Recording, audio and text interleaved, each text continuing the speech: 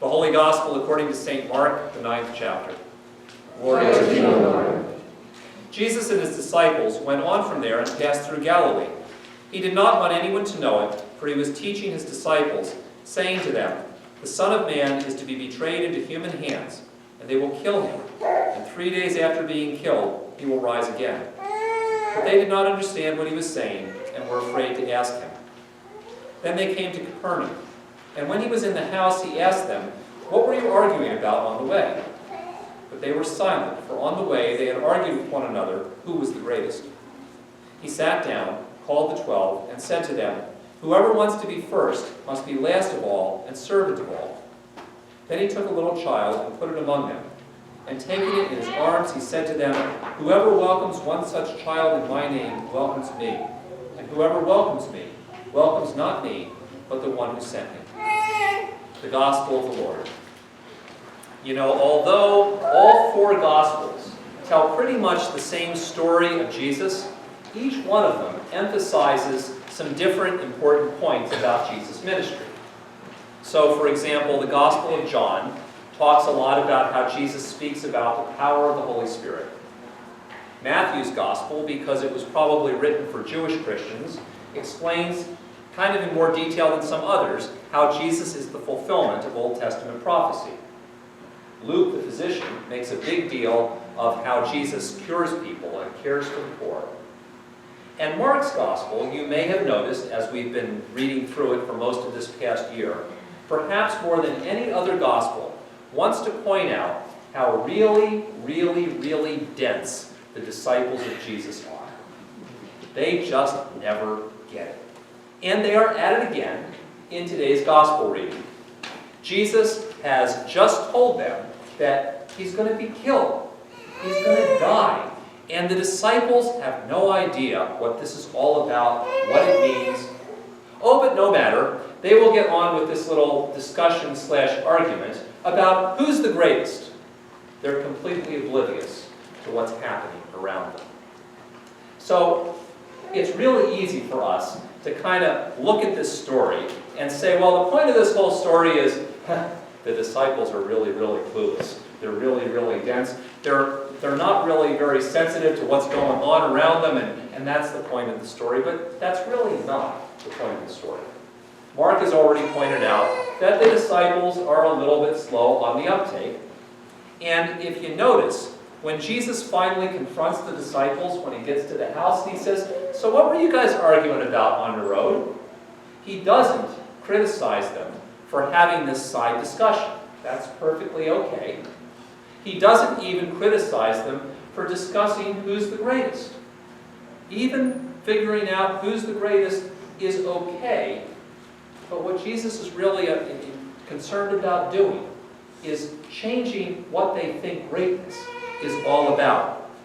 Jesus' problem isn't that they're having a discussion about who's the greatest. His problem is that their idea, their concept of greatness, is almost totally caught up in a sense of self. It's self-directed. How can I be the coolest, the biggest, the smartest looking person in the room? That's what greatness is to those disciples. In fact, that overpowering sense of self so affects their sense of greatness that they are totally oblivious to one another and to one another's needs. I mean, they're all a bunch of disciples, which means that they are students. They're in class together with Jesus. And, maybe you remember sometime when you were in college, you could have been part of a whole group of people who all kind of studied together, worked together, helped each other out. You all learned, you all grew, and it was great. Or you could have been part of a group where people went to the library and they hid the books that were on reserve and they did all kinds of backstabbing things to look good at your expense. And that's what the disciples are doing. They're actually trying to figure out how they can stab each other in the back so that they can look better than everybody else. They're oblivious to their own the spiritual growth and the development of one another. Their sense of self also blinds them to the needs of the whole community around them that's probably traveling with them. As much as Jesus was trying to kind of be quiet and teach his disciples, everywhere that Jesus and his disciples went, they attracted crowds of people.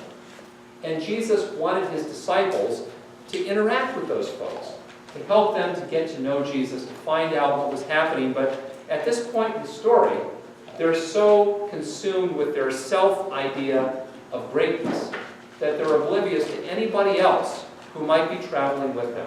The crowds and the people that Jesus calls them to serve, completely like they don't exist. And maybe, perhaps most surprisingly of all, and this is probably the most depressing thing of all, their sense of self and their sense of greatness has actually blinded them to the needs of Jesus. I mean, Jesus has just dropped a bombshell on them. He says, I'm going to be killed. I'm going to be handed over to sinful people. They're going to kill me. And Peter had said, well, no, this is going to happen. This isn't going to happen to you. Jesus says, yeah, that's what's got to happen. So instead of them all gathering around him and saying, oh my gosh, Jesus, what does this mean? How can we help you? How can we walk with you? What do you need from us? They instead do what almost everybody else does when an organization is in trouble. They start to argue about the org chart. Who's on top? Who's around it? And they completely ignore Jesus. So the point of this whole story is that Jesus takes even that kind of depressing situation in which the disciples used to clueless, and he tries to redirect their sense of greatness. And he says to them, you know what, it's okay to want to be great if great is the sense of God's greatness. And the way you get to God's greatness is you try to work really hard to get away in your words and your deeds and your attitudes from being focused on a sense of self, where it's just all about me. Thing is, that can be really, really hard to do. And it's really easy to get smug and to look at this story and say, disciples, these guys should have been clued in. They shouldn't be like that. How can you be so self-centered? But for us too, a sense of greatness, a sense of self-image, so often quickly becomes hooked up in a sense of self. It's hard for us too, just like for those first disciples. And in fact, sometimes I think it may be harder for us than we like to realize. Because we live in a day and an age and in a culture and an environment that can make a really non-self-centered sense of greatness really difficult to achieve.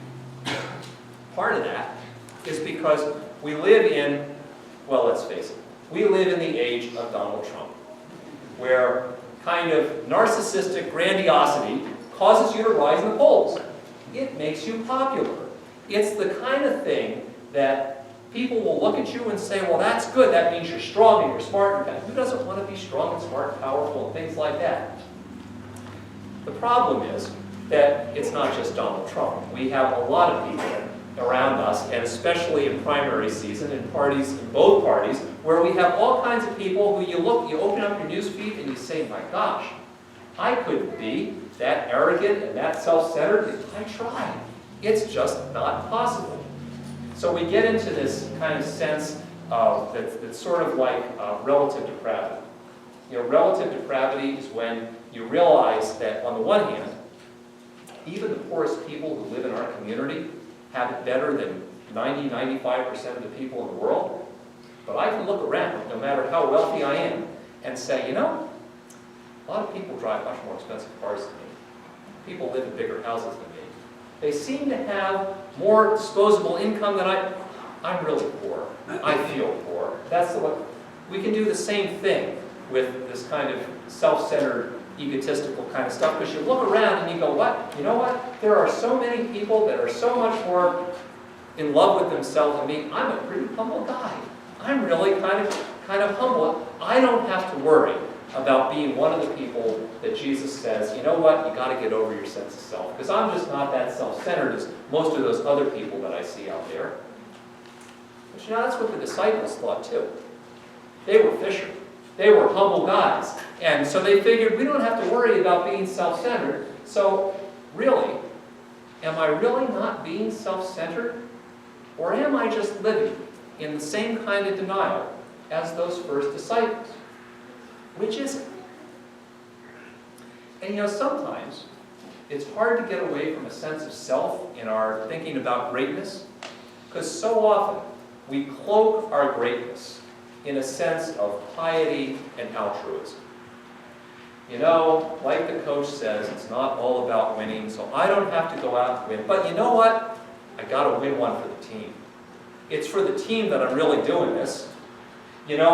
At work, if I could pull the iron out of the fire and save the whole organization because I'm smarter and better and I'm the guy to do it, boy, that would be real. But it's for the good of the whole group, And why am I working so hard and I'm doing all these things and I'm never... Well, because I got to take care of my family and I got to take care of my kids and all these things. It's all very altruistic. It's all very piety. It's full of piety. I'm doing this for others. But when I stop and I think about that, I really got to ask myself, am I really doing this just for the team? Or do I think, I would really look cool if I could be the one who could win it for the team? That would be real. If I were the one who could really pull it out of the fire and save the organization, that would make me look really good. Is it really about the team? Or is it about me? Which is it? Even, I wonder, is our difficulty in getting away from self in a sense of greatness about sometimes our own self-image. Self-image is good. They all tell us that self-image is really good, and it is. And sometimes, I know for me anyway, I sit there and I say, you know what? I got to live up to my God-given potential. I should show, I don't want to quit. I don't want to give up. I want to be able to, I can take it, and I can do it, and I can accomplish it because I don't want to miss out on something God is calling me to do. It's partly piety, but even if nobody else notices, even if nobody else cares, have I been the kind of person that is really just trying to live up to my God-given potential? Or am I doing what Luther says in the Catechism, most of us do all the time whenever we break any commandment? What he says is, whenever you break any commandment of God, you're always ending up breaking the first commandment. Remember the first commandment? I am God, you are not. But sometimes I start to think it's really easy to go, you know what? This all depends on me. And I got to do it, and I got to handle it. And when I'm the most important, when I am the indispensable cog in the wheel, then in fact, I'm God. I put myself in the place of God. And I got to stop and ask myself, am I really just trying to live up to the potential God gives me? Or have I moved into violating the first commandment and putting myself in the place of God? Which is it? So here's the problem I have in my life. Whenever I ask myself those kinds of rhetorical questions, they become not rhetorical. The answer almost always is both. I am trying to be altruistic, but I kind of like how I'll look if I manage to win. I am trying to live up to my God-given potential, but boy, it really seems like I want to think that everything depends upon me. I don't think I'm being egotistical, but sometimes I know deep down that's just not the way it is. So what Jesus does when he addresses his disciples, and what he does when he addresses us, is to say to us, it's okay. In fact, you need to have discussions with each other. Talk about these questions. Are you really doing things, thinking things, acting in your words and your deeds and your actions? Are they really after a kind of greatness that's God's greatness, or are they really directed at self? It's hard, because so often the boundaries and the distinctions between focused on God and focused on me get really blurred. They get hard to define. So really what Jesus is doing in this gospel reading, both for his first disciples and for us, is to call us to continue always to wrestle with this sense of greatness. to wrestle each day with one another and have discussions with one another about what is it that really God is calling us to do in our lives, and are we focused on that? Or are we kind of getting caught up and focusing on ourselves? There are, I think, really no easy answers, and there is no easy litmus test to say, hey, I'm focused on God's sense of greatness, or I'm focused on my sense of greatness. But in the end, Jesus points out that in his suffering and death, even God's greatness is not focused on himself, but it's focused outward on his people and on his creation. Indeed, God's greatness is not about God's size or God's power or God's accomplishments, but about how God's love is always directed outwards. The greatness of his love is always directed outwards towards his people and towards his creation. Jesus' call to his first disciples, as it is to us as well, is to wrestle each day with that question of greatness. It's a call to struggle against the focus on self. It's a call to live in God's sense of greatness, not our own. And maybe most importantly, it's a call to remember each day we live our lives in the greatness of God's love, which is always directed outwards towards us, not inwards towards God.